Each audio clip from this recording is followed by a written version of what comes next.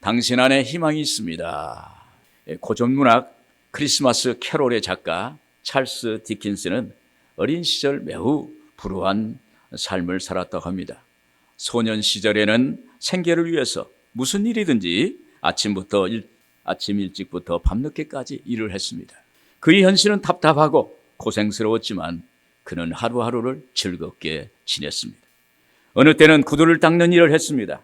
그래서 구두를 닦고 온 사람들이 그의 모습을 보고 구두 닦는 것이 그렇게 좋으냐라고 이렇게 물었습니다. 그때 그는 이렇게 대답을 했습니다. 나는 구두를 닦는 것이 아니라 희망을 닦고 있습니다. 디킨스는 현재 겪고 있는 고통과 절망적인 현실 대신에 희망적이고 긍정적인 생각으로 대처했습니다.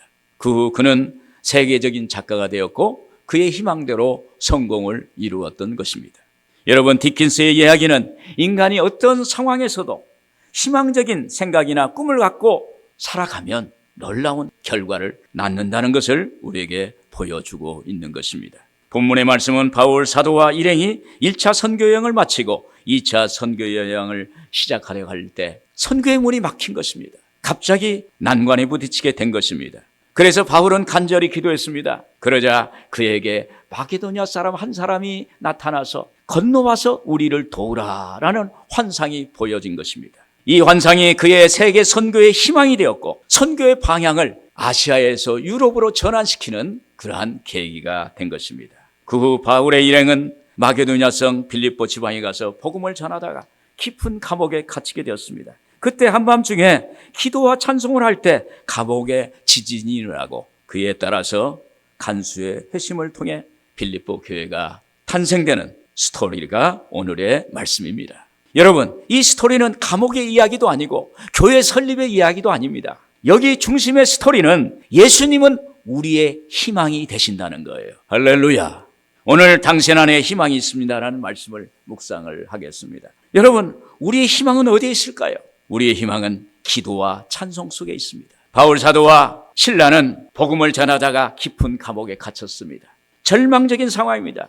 그들은 처음으로 유럽의 첫 관문인 마게도냐 빌립보 지방에 와서 복음을 전하다가 이런 변을 당했습니다. 문득 그들의 마음속에 하나님께 기도해야겠다는 생각이 들었습니다. 그래서 그들은 하나님께 무릎을 꿇고 기도합니다. 여러분, 기도하는 것은 하나님 앞에 무릎을 꿇고 하나님의 도우심을 구하는 것입니다. 그리고 기도해야겠다는 생각은 사람의 생각이 아니라 하나님의 성령이 주시는 생각인 것입니다. 그래서 그들은 그 캄캄한 지하 감옥에서 무릎을 꿇고 하나님께 간절히 기도했습니다. 간절히 기도하니까 주변 사람들이 듣는 것 같습니다. 그래도 아랑곳하지 않고 하나님께 기도로에 전념합니다. 그러자 그들의 입에서 찬송이 흘러나옵니다. 이것은 그들이 기도해서 희망을 받기 때문입니다. 할렐루야. 기도 속에서 희망을 본 거예요. 여러분, 이렇게 타지에서 복음을 전하다가 매를 맞고 감옥에 갇히면 너무나 위협적이고 엄청난 압박이 되어서 기도도 안 되고 찬송도 안 나오는 것입니다.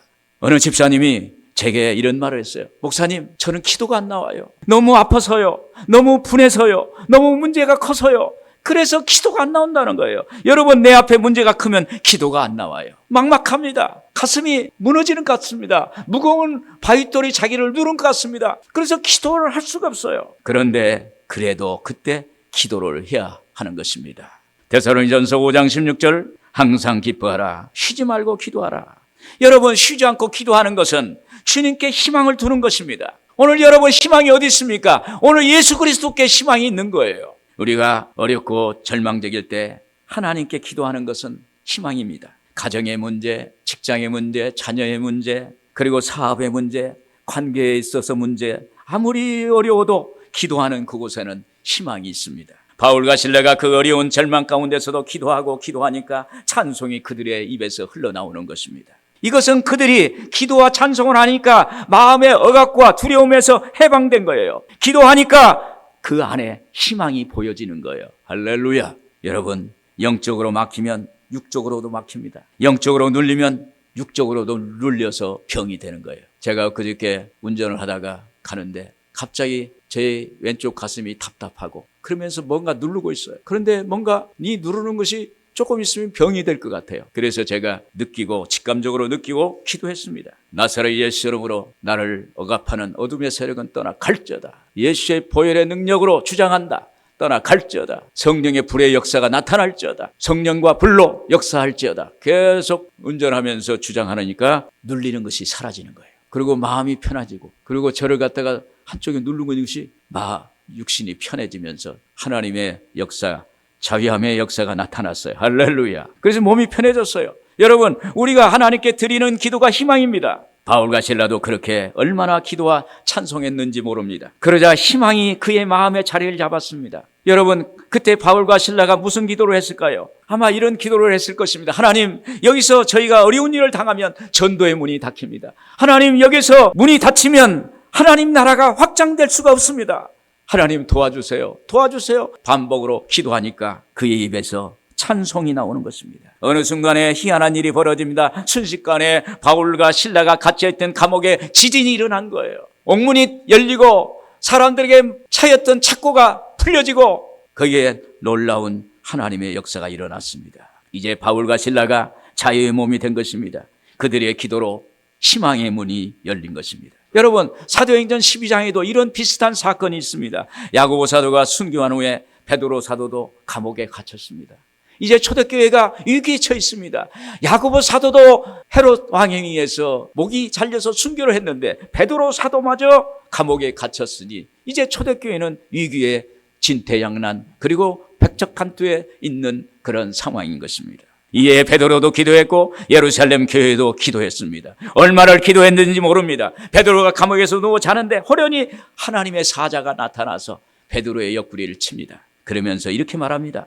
사도행전 12장 7절에 급히 일어나라 하니 쇠사슬이 그 손에서 벗어지더니 천사가 이르되 띠를 띠고 신을 신으라 하거늘 베드로가 그대로 하니 천사가 또 이르되 겉옷을 입고 따라오라. 그래서 감옥을 나오게 되는 거예요. 이거 하나님의 기적입니다. 하나님이 베드로를 구하기 위해 천사들을 보내서 구원해 주신 것입니다. 기적이에요. 여러분, 이걸 기도하니까 희망적인 역사가 나타나는 거예요. 할렐루야. 오늘 여러분, 하나님께 기도하면 우리의 어렵고 절망적인 상황에서 반전이 나타나는 것입니다. 기도는 안 되는 생각을 할 수 있다는 생각으로 바꾸는 것입니다. 기도는 실패를 성공으로 바꾸고 기도 안에서 불안해서 평안으로 바꾸는 신비한 역사가 일어나는 것입니다. 기도는 절망을 희망으로 바꿉니다. 이것을 믿으셔야 돼요. 오늘 여러분, 어렵고 절망적입니까? 내 힘으로 내 능력으로 안 됩니까? 뭔가 막혀 있습니까? 여러분, 기도하세요. 그리고 또 기도하세요. 기도하면 그 기도 안에 희망이 있는 거예요. 오늘 여러분 안에 희망이 있기를 주의 이름으로 축원을 드립니다. 기도하면 어느 순간에 손바닥만한 구름이, 희망의 구름이 마음 하늘에 펴요. 그러고 나서 계속 기도하면 손바닥이 거대한 구름으로 되어가지고 나중에 거기서 비가 되어 축복의 비, 응답의 비, 치료의 비, 기적의 비가 여러분들에게 있게 될 줄로 믿습니다. 여러분, 우리가 바라는 희망은 또 어디 있을까요? 희망은 기다림 속에 있는 것입니다. 26절 27절에 보면 이에 갑자기 큰 지진이 나서 옥토가 움직이고 문이 곧 열리며 모든 사람의 매인 것이 다 벗어진지라. 간수가 자다가 깨어 옥문들이 열린 것을 보고 죄슬이 도망한 줄 생각하고 칼을 빼어 자결하려 하거늘. 바울과 실라가 하나님께 희망을 갖고 기도와 찬양을 한 후에 기다렸더니 갑자기 지진이 일어난 것입니다. 죄수들은 여기 살아야겠다고 아우성치면서 감옥을 벗어납니다. 압이 귀환입니다. 그래도 거기서 바울과 실라는 지진의 현장에서 벗어나지 않고 그 자리에 있는 것입니다. 바울은 지금 일어나는 현상은 응답이 아닌 것을 알고 있습니다. 하나님의 역사는 여기서 끝나지 않는다는 것을 알고 있어요. 또 기다렸습니다. 그래서 그들은 하나님의 뜻을 분별하려고 애를 쓰며 기다리는 걸 갖게 된 겁니다. 오늘 여러분, 뭔가 현상이 나타나면 됐다라고 어떤 사람은 그 자리에 떠납니다. 여러분, 하나님은 완전하게 내가 기도의 제목대로, 내가 기도한 대로 응답이 올 때 하나님은 응답을 우리에게 주신 거예요. 그때까지 기다려야 돼요. 아직 그곳은 지진의 현장입니다. 여기 지진은 당장은 인간의 노력도 힘으로도 다 무용지물입니다. 인간의 끝자락입니다. 인간이 할 수 있는 것이 아무것도 없어요. 그때 우리는 어떻게 할까요? 사람을 찾아가고 사람의 방법을 찾고 그래야 합니까? 아니에요. 성경은 말합니다. 잠잠히 기다리라. 할렐루야. 기다리면 하나님이 역사하시겠다는 것입니다. 카우만 여사의 사막에 샘이 넘쳐 흐리라는 책에서 이런 글이 있습니다. 위대한 책들은 모두 저자의 피로 만들어졌습니다. 이들은 큰 고난을 겪어서 나온 사람들입니다. 호메로스는 시각장애인이었지만 그리스의 어떤 시인이 그보다 뛰어난 글을 남겼습니까? 호메로스는 참고로 말하면 고대 그리스의 최대의 서사시 일리아스와 오디세이를 지은 아주 거대한 작품을 쓴 그러한 작가입니다. 철로역정은 비단 옷 걸친 귀공자가 화려한 소파에 앉아서 썼습니까? 아닙니다. 존 버년이 영국의 베드퍼드의 축축한 지하 감옥벽에 찬란히 어른거리는 꿈과 이상을 한 장면씩 옮겨 쓴 것입니다. 사랑하는 여러분, 감옥 같은 시간, 고립의 시간, 기다림의 시간을 낭비하지 않아야 합니다. 원망과 복수심으로 자기의 자신을 소모하지 말아야 합니다. 우리의 마음의 감옥, 미움의 감옥, 슬픔의 감옥에 갇힐 때 조용히 예수님의 그 고난의 십자가를 바라보면서 기다림의 시간을 가져야 하는 것입니다. 억울하게 오리에 갇힌 요셉을 보십시오. 그는 스스로 문제를 해결해 보려고 풀어보려고 노력하는 대신 고요히 하나님을 바라보면서 머물러 하나님의 기다림의 시간을 가졌습니다. 거기서 하나님과의 대화의 시간을 가졌습니다. 하나님께서 일하실 시간과 기회를 드린 것입니다. 그때 하나님은 역사하시는 거예요. 여러분, 기다림은 그 속에 하나님의 일하시는 공간이에요. 그때 하나님은 역사하세요. 여러분, 아픔의 시간, 절망의 시간, 어려움의 시간은 누구든지 있어요. 그때 믿는 우리는 십자가 바라보고 하나님의 일하심을 믿고 하나님의 그 시간을 갖고 하나님이 주시는 위로와 은혜와 하나님의 평안을 누리는 여러분들 되기를 주님의 이름으로 축원을 드립니다. 그때 간수가 자다가 깹니다. 보니까 감옥이 지진이 아수라장되고 죄수들은 다 달아난 줄로 생각했습니다. 그를 깨운 것은 하나님이 개입하셔서 깨우신 거예요. 27절에 보면 간수가 자다가 깨어 옥문들이 열린 것을 보고 죄수들이 도망한 줄 생각하고 칼을 빼어 자결하려 하거늘. 간수가 자결하려고 하는 것입니다. 당시 로마법에는 간수에게 맡긴 죄수가 터럭하면 간수가 대신 죽임을 당하도록 되어 있었습니다. 이 같은 사실을 잘 알고 있는 간수는 자결하는 방법밖에 없는 거예요. 그것이 간수가 살아온 삶의 방식이고 경험이었습니다. 이때 이를 지켜봤던 바울이 이렇게 소리 지릅니다. 28절에 바울이 크게 소리 질러 이르되 내 몸을 상하지 말라. 우리가 다 여기 있노라. 간수가 깜짝 놀랐습니다. 다 도망간 줄 알았는데 거기에 바울과 실라가 있고 그 뒤에 또 죄수들이 다 있는 거예요.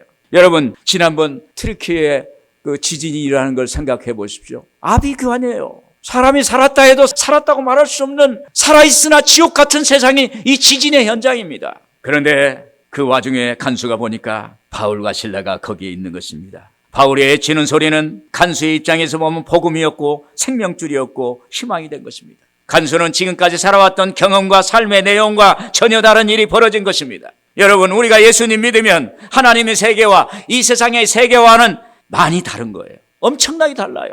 세상은 영혼보다는 세상적인 것에 우선합니다. 그러나 하나님의 세계는 한 영혼을 천하보다도 귀하게 여기는 거예요. 할렐루야. 오늘 하나님은 나를 구원하시기 위해서 십자가에 못 박혀 죽으시고 하늘 보좌에서 내려오셔서 하나님인데도 불구하고 죄인이 되어서 죄가 되어서 우리의 죄값을 담당한 예수 그리스도이신 것입니다. 여러분, 이런 절박하고 위기에 처한 상황에서 기다림의 시간은 너무 힘이 듭니다. 죽음의 시간 같습니다. 그럴수록 더 간절해집니다. 이때 기다림의 시간이 희망이 된 거예요. 할렐루야.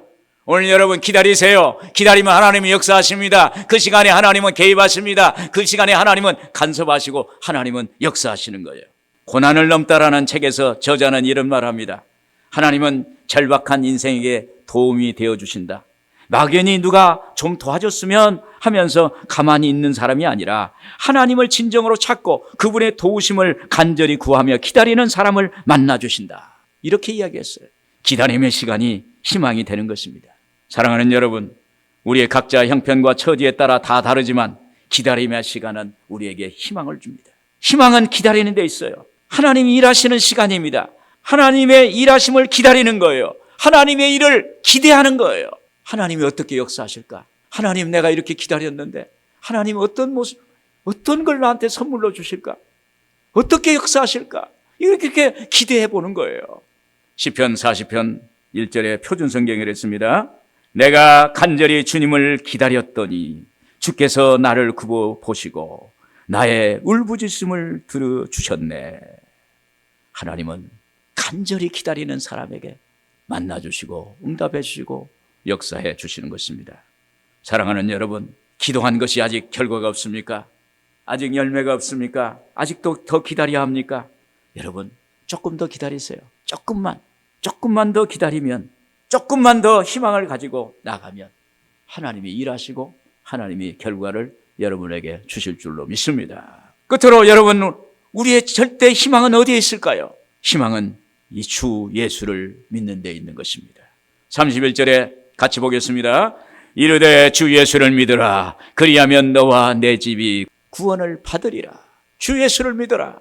간수의 생각에 보통 사람 같으면 이런 상황이면 감옥에서 다 달아났을 텐데 이런 생각을 했어요. 또 바울과 실라는 거기에 한 발짝도 떠나지 않는 것 그 보고 이 사람들은 하나도 떠나지 않았구나. 그대로 있구나. 그리고 또 그들은 소리쳐서 내 생명을 구해줬거나 이런 생각을 했을 것입니다. 그는 너무나 놀랐습니다. 또 바울과 실라도 간수도 모두 감격적인 순간입니다. 30절에 그랬습니다. 간수가 이렇게 말합니다. 30절, 그들을 데리고 나가 이르되 선생들이여 내가 어떻게 하여야 구원을 받으리까? 내가 어떻게 하여야 구원을 받으리까? 이렇게 부르짖고 고백합니다. 이에 바울 사도가 31절에 주 예수를 믿어라. 그리하면 너와 내 집이 구원을 받으리라. 그때 간수는 바울이 전하는 모습에서 예수 그리스도를 본 것입니다. 그러면서 이들이 믿는 예수님이 오늘 여기 현장에, 이들이 믿는 예수님이 우리들의 현장에, 지진의 현장에 오셔서 기적을 행하셨구나라는 것을 깨달았어요. 여러분, 예수 믿는 사람에게는 이전 기적이 일어나요.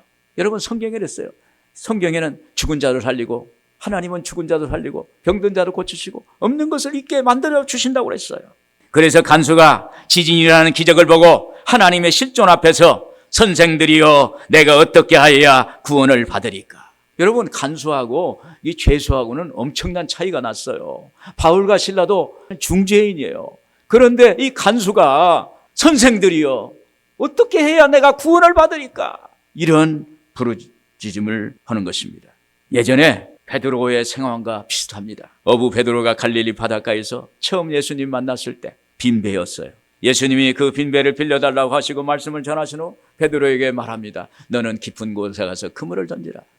그때 베드로는 지금은 대낮이고 땡볕이 쨍쨍 쬐어서 물고기 한 마리도 없지만 그러나 내가 말씀에 의지해서 그물을 내리겠습니다 하고 말씀에 의지해서 그물을 내렸더니 빈배 2배에 가득 채우는 역사가 나타났어요. 기적이 일어난 거예요. 그때 베드로가 예수님 앞에 엎드리면서 주여 저는 죄인으로소이다. 나를 떠나소서. 나를 떠나달라고 이렇게 고백을 합니다. 베드로가 예수님께 주여 나를 떠나소서 저는 죄인으로소이다. 이 말은 주여 내가 어떻게 해야 구원을 받겠습니까? 할렐루야. 절대적인 그 실존 앞에서 전능하신 하나님 앞에서 빈배가 2배로 가득 채우는 그 기적적인 현장에서 예수님을 만났을 때 나는 죄인으로소이다. 내가 어떻게 해야 구원을 받겠습니까? 이런 고백이에요. 또 나는 절망입니다. 오직 예수 그리스도만이 나의 희망입니다. 할렐루야. 이런 고백이에요. 나는 부족합니다. 나는 절망입니다. 나의 형편이 한계적인 상황에 있습니다. 오직 예수만이 나의 희망입니다. 이런 고백입니다. 또 여기 지진이 나면 아비규환 속에 다 죽어가는 시간에 죽어야 하는데 다 사는 역사가 일어난 것입니다. 여러분, 지진이 나면 다 많이 죽어요. 거기서 살아남은 사람들이 많지 않아요. 그런데 사는 역사가 일어난 거예요. 하나님이 개입하시니까 거기에 사는 역사가 나타난 거예요. 희망이 되신 예수님이 개입하시니까 거기 희망적인 역사가 나타나게 된 것입니다. 세상의 이치로 경험으로는 이해가 안 됩니다. 역설입니다. 여러분, 주님 안에서는 안 될 수밖에 없는데도 되는 것이 있습니다. 죽을 수밖에 없는데 사는 것입니다. 낮아지니까 높여주시는 거예요. 섬기니까 섬김을 받는 역사가 나타납니다. 나중된 자가 먼저가 되는 역사가 나타나게 되는 거예요. 이게 역설이에요. 성경에는 이 역설적인 사건이 이야기가 많이 있어요. 사막에서 자동차가 모래밭에 빠지면 공기압을 다 빼내야 합니다. 사막에 바퀴가 빠지면 공기압을 다 빼면 어때요? 앙상한 뼈만 남잖아요. 그걸 가지고 사막을 탈출해 나올 수 있다는 거예요. 만약 자동차 바퀴에 공기를 빵빵히 넣고 가면 모래에 의해서 그냥 그 자리에서 머무르는 거예요. 그 자리에서. 역설이에요. 성경엔 역설적인 사건이 많습니다. 하나님이 모세에게 너는 바로에게 가서 바로 왕에게 가서 내 백성을 보내라라고 하라 이렇게 전하라고 합니다. 모세는 하나님께 말합니다. 내가 누구입니까? 내가 누구며 나를 보내신 분이 누구라고 할까요? 그때 하나님이 모세에게 내 손에 있는 것이 무엇이냐? 내 지팡이입니다. 지팡이를 땅에 던져라. 그때 지팡이에 던지니까 뱀이 됐어요. 다시 뱀의 꼬리를 집으라. 여러분, 뱀의 꼬리를 집으면 죽어요, 사람은. 뱀의 꼬리를 잡는 순간 뱀의 머리가 공격해서 사람이 죽게 돼 있어요. 그런데 모세가 뱀의 꼬리를 잡으니까 뱀의 꼬리를 잡는 순간 광야에서 인도하는 하나님의 지팡이가 된 거예요. 할렐루야. 오랄 로버츠 목사님은 이런 말씀을 했어요. 인간의 끝은 하나님의 시작이다. 마가복음 10장 27절에 사람으로는 할 수 없으되 하나님으로는 그렇지 아니하니 하나님으로서는 다 하실 수 있느니라. 할렐루야. 여러분, 내려놓으면 높여주시는 거예요. 낮은 데 임하면 높은 자리로 하나님이 인도하세요. 섬기면 섬김에 받는 거예요. 내가 먼저 죽으면 하나님이 살리셔요. 할렐루야. 주님 안에 있는 역설입니다. 오늘 여러분, 예수밖에 없어요. 예수님 붙잡으면 하나님이 책임져 주세요. 그리고 간수와 그의 가족 모두가 예수님의 기적을 보고 예수를 구주로 영접합니다. 그리고 간수는 바울과 실라를 데려다가 맞은 자리에 치료해주고 음식을 대접하고 하나님을 찬양합니다. 여러분, 믿음은 단순합니다. 신앙은 단순해요. 우리가 예수 그리스도를 구주로 믿으면 되는 거예요. 예수님을 나의 주인으로, 나의 삶의 목자로 받아들이면 되는 거예요. 예수님이 나를 위해 십자가에 죽으신 걸 믿어야 돼요. 나를 위해서 부활한 걸 믿어야 돼요. 현실적으로 믿어야 돼요. 나는 하나님의 자녀이다. 나는 하나님의 상속자다. 나는 하나님의 예수님의 보혈을 받아서 의로운 사람이 되었다. 그걸 믿으셔야 돼요. 믿으면 돼요. 할렐루야. 우리가 처음 믿을 때 편할 때 믿는 것이 아닙니다. 내 힘으로 안 되고 내 능으로 안 되니까 하나님을 찾는 것입니다. 인간의 끝자락에서 하나님을 찾아요. 내 힘의 한계를 느낄 때 하나님을 찾게 돼 있는 것입니다. 그때 예수님을 만났고 그리고 인생이 변화된 것입니다. 이 변화는 그냥 변화가 아니에요. 천지개벽의 변화예요. 할렐루야. 인간이 하나님의 자녀되고 하나님 나라의 유업의 상속자가 되는 것입니다. 여러분, 예수 그리스도를 믿는 것만이 희망입니다. 예수님 믿는 당신 안에 희망이 있는 것입니다. 예수님 안에 길이 있어요. 진리가 있어요. 그리고 생명이 있는 것입니다. 요한복음 8장 12절에 나는 세상의 빛이니 나를 따르는 자는 어둠에 다니지 아니하고 생명의 빛을 얻으리라. 예수님이 빛이 되셔서 우리의 희망이 빛이 되주신다는 거예요. 오늘 여러분, 인생이라는 건 연약하고 넘어지고 쓰러질 수밖에 없습니다. 그래서 우리는 예수님만 따라가면 예수님이 우리의 생명의 빛이기 때문에 우리는 어둠 속에 다니지 않고 생명의 빛으로 걸어갈 수가 있는 것입니다. 요한복음 8장 32절에 진리를 알지니 진리가 너희를 자유케 하리라. 진리는 말씀입니다. 진리는 예수님이에요. 예수님 알고 예수님 경험하면 우리는 자유함을 얻습니다. 예수님 알면 우리의 묶인 것이 다 풀어집니다. 예수님 알면, 경험하면, 만나면, 인격적으로 체험하면 하나님의 기적이 일어나는 것입니다. 오늘 예수 믿는 여러분들에게 우리 주님이 희망이 되기를 주의 이름으로 축원을 드립니다.